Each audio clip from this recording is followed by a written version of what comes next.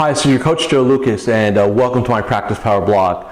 You know, 2014 is quickly coming to an end here, and what I want to do is just share with you some things I was thinking about over the weekend as we get closer to the year end. You know, I've been reading Ray Dalio's manifesto about principles, and I sat there and said to myself, I said, so what are my beliefs? What's my current thinking on success in this industry? And so what I started to write down really just kind of a list of beliefs, and I got a lot of them, but I want to do today is kind of share with you some of the key ones, if you will. I think it's a great time because obviously we're wrapping up 2014 here, and we're getting ready for 2015. I also want to let you know this is probably going to be a bit of a long video, so you know, please bear with me and take some time and listen to it. So if you ask me today, if I was at a conference and one of the speakers couldn't make it last minute or was sick or got hit by a bus or whatever,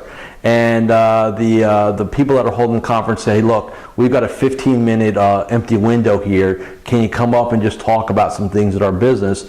This is probably the talk I would give, so I'm going to give it now to you. So I asked myself, I said, what really is the differential here? What really are the belief sets of advisors who are truly successful versus the ones that struggle? So I'm going to share with you maybe 8 or 10 key things. So first thing I want to say is, you know, got to understand the business that we're in. You know, we are in the people business. We are in the relationship business. We are not in the portfolio, the planning, the stock business. Now, if you want to be in those businesses, that's fine. That's your decision. But understand that, you know, you're probably going to struggle economically in your career unless you have some other things around. This is the ultimate people game. You've got to be in this business for that. Now, you may have come in because you like the stock market, or you like planning, or you like portfolios, you want to make a lot of money, and that's all okay. But the piece here you have to remember is you've got to understand that the success that you have is going to be predicated upon the value and the depth of the relationships that you have with your clients, your centers of influence, so on and so forth. So people, relationship, and I want you to think about how much time and energy do you really put towards that. Next, time, especially time in the office, especially if you've been in the business for a while, really doesn't matter anymore. This is a business of output. This is a business of results. This is not a business of time. Do you get paid by the hour? Do you punch a clock? No, right? So what matters? Getting things done. Action, activity, output. So don't play this game with yourself that say, well, I'm going to come in at 8 o'clock or 8:30, and I'm going to stay till 4, that's my 8 or 10 hours, and you know, you're really working 2 hours. You know, this is a great part-time job, and some of you, quite frankly, make, you know, $100,000 a year working part-time. Hey, not a bad situation, but then don't sit there and delude yourself on why you can't kick it to the next level when you're sitting there playing office all day, okay? Remember, this is about output. Next conversation. This is also business of change and evolution. Let's face it, look where we are today going into 2015, where you were, you know, in 2000, 2005, I remember 1995. Totally changed, right? And I'm telling you right now, the pace of change is going to happen even faster. You know, with technology, we keep hearing about these robo-advisors, and the reality is, if you're practicing the relationship business, you won't really have to worry about the robo-advisor situation, right? But here's the thing I'm saying to you, that this industry will continue to evolve. Things will change. Technology will come in, disruptors will come in, who knows what will come in, right? Firms will change. So here's my point. If you want to sit there and complain or wish for the good old days and bitch and moan and complain about everything else, then guess what? You know, your business will probably die at some point. And, you know, I tell people this all the time. Look, either you accept change and shifting and evolution, or you will die professionally. Period. You know, industry, we've seen that in all other industries. Look at the travel industry. Look at the real estate industry, right? What do you think? Our industry is going to be any different? Evolve or die. That's what you got to keep in mind going into 2015. Next thing. This is also, it always has been, but it's becoming more so a business of adding value. It's not enough to return client calls, invest their money wisely, have a great financial plan, and, you know, do a great job technically. It's not enough. That is what we call a vendor type relationship. That is where the robo-advisors are going to eat your lunch. What you have to ask yourself, and I said this earlier this year when we had everybody last month in Orlando, Florida for our 2-day business planning event, I said, look, 2015 has got to be the year of adding value. You got to wake up every day. It's going to be part of your business plan. How do I keep adding value? How do I add value to my clients? How do I add value to my centers of influence? How do I add value to my marketplace? How do I become even a bigger giver than what I am? You've got to do that. You've got to add more value to your competitors. That's the name of the game. That's the business. That's the game. Competition is adding more value. You add more value, you'll get better clients, better pricing. People want to work with you, so keep that in mind. Next, fall in love with your client, not your business, not your portfolio, not your planning process, none of that, not your company, none of that. The only thing that matters is the relationship with your client. It is goodwill. It is nebulous, it is intangible, but is also most valued. And what you have to realize is without your client's goodwill, without that connection, you do not have a business. Client goodwill is the oxygen of your success. Don't forget that, okay? So what are you doing to increase that goodwill? How much do you really love your clients? How much do you really care? Fall in love with your clients. And I never forget, one of my mentors told me that. Love your clients, everything else will take care of itself. Because you love your clients, you'll act as in their best interest, you'll act as a fiduciary, you'll do the things that are necessary, and you'll get that result. So keep that in mind. Next, continue to develop yourself both personally and professionally. You know, as this business evolves, hey, the threshold, because the game gets harder. You know, the standards get higher. And you need to keep evolving. You need to keep developing yourself. Now, does that mean I want you to go get a bunch of designations? Not necessarily. I want you to continue to learn. I want you to always improve yourself. I want you to improve who you are as a person and then who you are as a professional. I want you to work on both because that is that's the brand. That's the product you. The brand you. So one of our colleagues actually uses that in his work. Right? You've got to make sure you understand that that at the end of the day, the planning, the portfolio, and everything else is secondary, that the prospect/client is buying you first. So are you the best you can be? Do you show absolutely at a level 10, or do you need to make some changes? Do you need to work on some things? Let's do that. Next piece. What is this business? What's required here to be excellent? You know, this is a business of energy. This is a business of emotional energy. This is a business of physical energy. And you have to nurture both. So you need to be fit.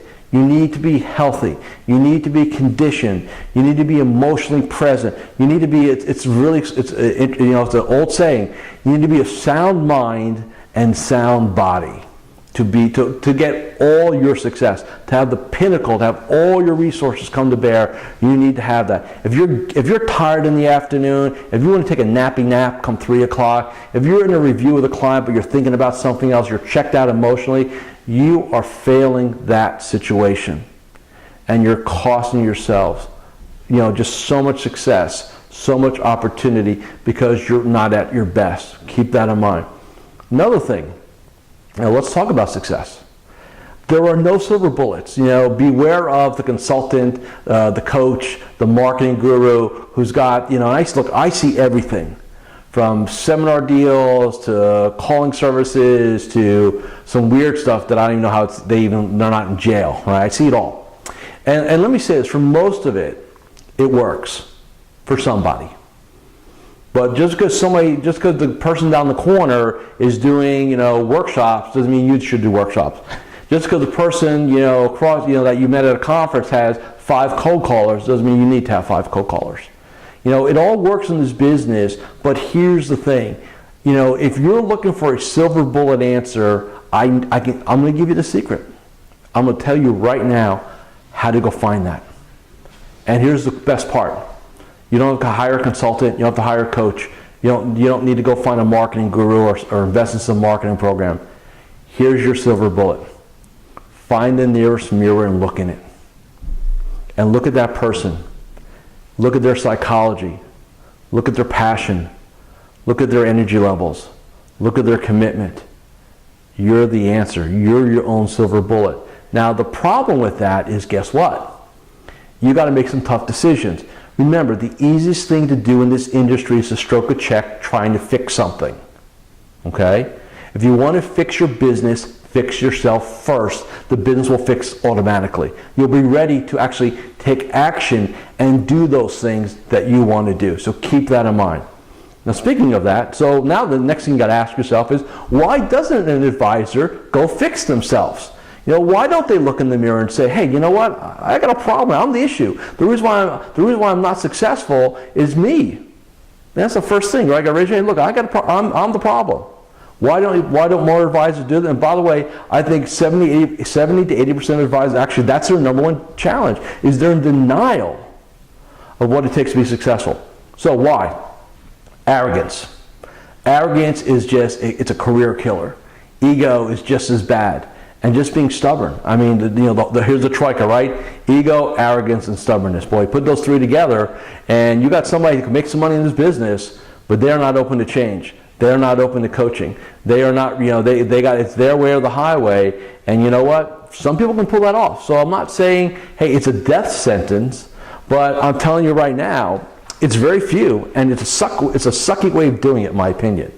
All right. So you got to ask yourself, why is that? Well, because again, this industry attracts very dominant type A personalities that think they can do it themselves, and it's interesting. For every person that says that and achieves greatness, there are 100 that do not. So what does that look like? That's the person that's kind of on their own, doing it for 10 or 20 years, making a couple $100,000 of GDC. Nice job, nice business, and it's everybody else's fault. A compliance won't let me market. My firm will let me do this. My manager sucks. The economy sucks. This sucks. That sucks. Right? It's a pure abdication of responsibility. It's everybody else's problem.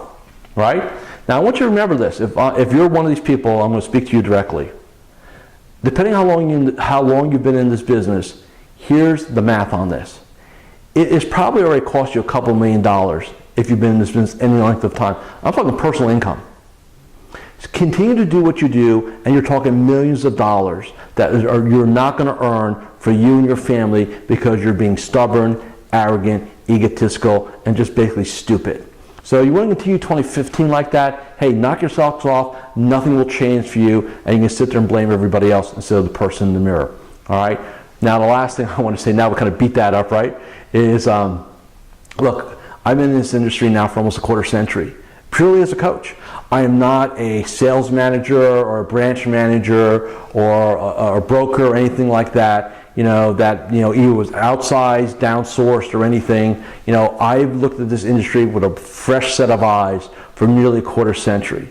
I've done over almost 50,000 individual coaching sessions. It's a lot. I've done more coaching sessions than anybody else in this industry as a coach. That I know for a fact. So nobody knows, nobody has the knowledge base or the experience that I do. And I don't say that to be egotistical. I'm just telling you my experiences, right? What I know. So here's what I'm going to tell you. This is what I'm going to end with. This is the most perfectly beautiful industry and profession to be in. Why? Because there's no income ceiling. Time does not equal money. You have leverage. If you do things right, you can have it all. I've got clients that earn $1 million, $3 million, $5 million a year personal income. They take their 12 to 16 weeks off a year. They're doing the bucket. And we're talking about people in their 40s and 50s. Like in the prime of their career, they have it all. Great life, great lifestyle, great family, great health. Everywhere. Where can you find? Show me another place. Show me a business. Show me an industry you can do that. That does not require a couple $100,000 of startup capital or a couple $1 million of startup capital or all this other stuff. And now with technology, guess what? You can do it anywhere you want. Total freedom. It's a gift. So please don't squander it. Have a great day, and I'll see you soon.